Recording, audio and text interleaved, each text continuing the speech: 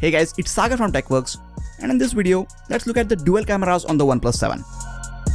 OnePlus 7 Pro, the bigger brother, got a lot of attention for its triple camera setup, and the regular OnePlus 7, which is much more affordable and better suited for most power users, just went under the radar and didn't get the attention that it deserved. Let's change that. Unlike the 7 Pro, the regular OnePlus 7 comes with a dual camera setup at the back. But the primary camera on this one uses the same 48 megapixel Sony IMX586 sensor like the Pro. This sensor is coupled with a regular lens, f1.7 aperture, face detection autofocus system and optical image stabilization. With this main camera, you can take 4K videos in up to 60 fps, 1080p videos in up to 240 fps and 720p slow motion videos at 480 fps. Secondary camera gets a 5 megapixel depth sensor with f2.4 aperture. This camera is only used for capturing depth information while taking portrait shots. At the front, you get the same 16 megapixel selfie camera with f2.0 aperture and a 25mm lens as we saw on the OnePlus 7 Pro. The only difference is, this one does not hide under the phone's chassis when you are not using it.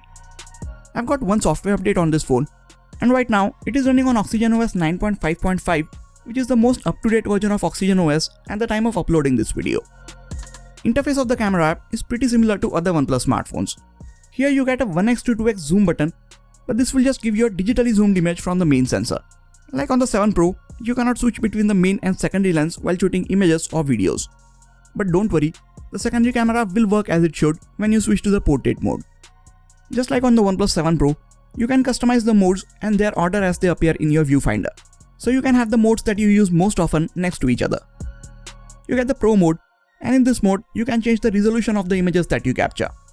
Normally, the camera captures 12 megapixel images, but if you want to capture an image at its native resolution, you can switch to the 48 megapixel mode from here. Range of ISO in the Pro mode is from 100 to 3200, and the range for shutter speed is from 1/8000th of a second all the way up to 30 seconds. Now before getting to the image and video samples, if you are new to this channel, why don't you take a few moments to hit the subscribe button and the bell icon next to it. That way, you won't miss out on any of the amazing videos coming up on this channel. Starting off with the daylight images. As you would expect, there are plenty of details in these images.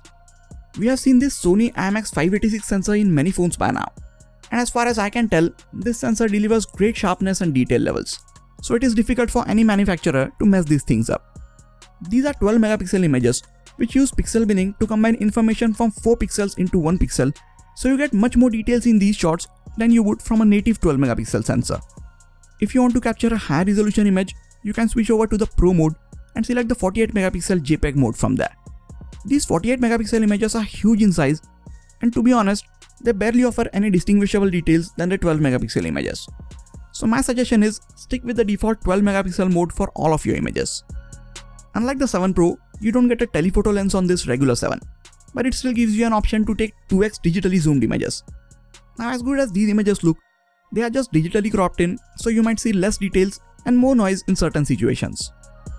Colors in most of the situations are good from this OnePlus 7. There is still that slight magenta tint that we saw in the images from the OnePlus 7 Pro, but most people won't even notice it unless they compare these images side by side with some other smartphone. Other than that, colors are pleasing to look at. Now if you remember, on the OnePlus 7 Pro, I was facing some major focusing issues since it was deciding between using 3 types of focusing methods. But there is no such issue on the regular OnePlus 7, as it just relies on face detection autofocusing. Since there is no laser autofocus, it does take a few extra moments to set the right focus in lower light.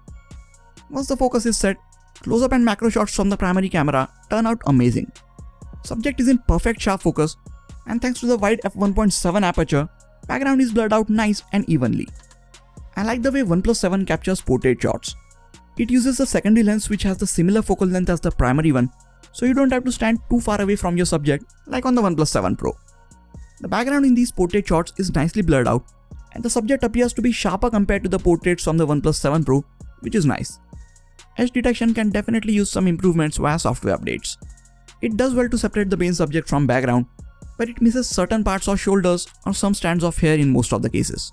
It's not a huge deal breaker, and I'm sure this can improve with time and software updates.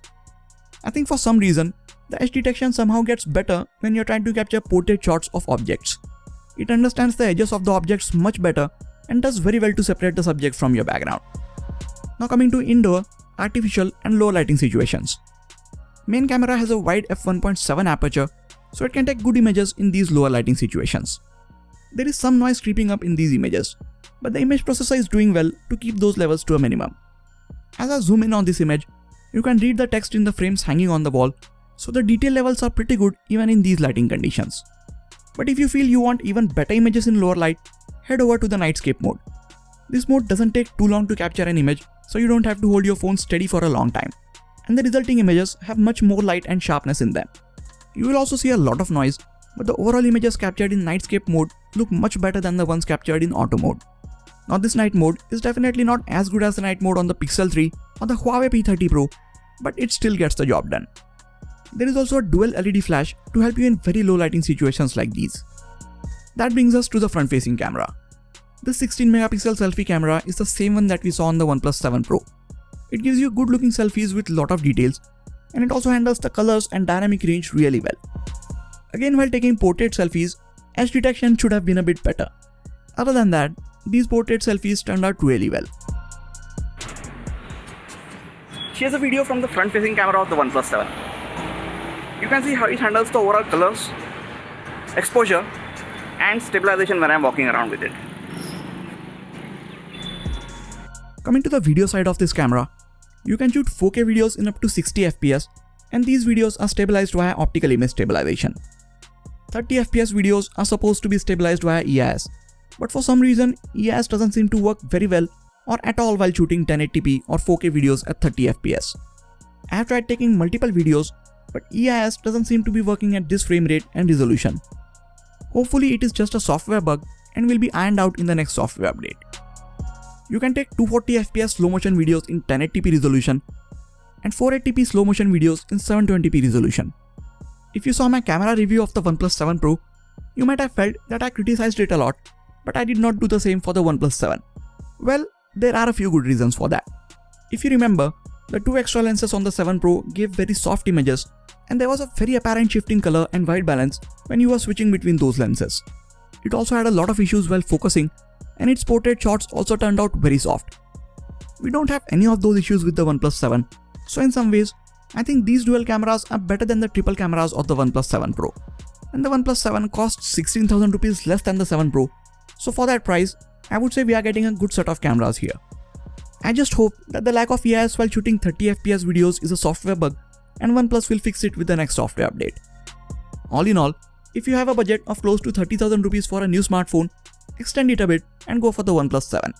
It gets you a very good set of cameras with all the same internals of the OnePlus 7 Pro at a much lower price point. I am working on comparing these cameras with the ones on the OnePlus 7 Pro, iPhone XR, and also with the budget devices like the Redmi Note 7 Pro and the Realme 3 Pro. Those videos will be out pretty soon, so make sure you are subscribed to the channel and have the notifications turned on. By the way, if you don't agree with my analysis or my views about these image and video samples, you can always go back, mute the video, watch it in the highest resolution that your device supports, and draw your own conclusions that way. Now, what are your thoughts about the cameras on this OnePlus 7? Let me know in the comments. If you are planning to get this phone, I will really appreciate if you get it from the affiliate link in the description section. It helps the channel at no extra cost to you. That is it for this video, guys.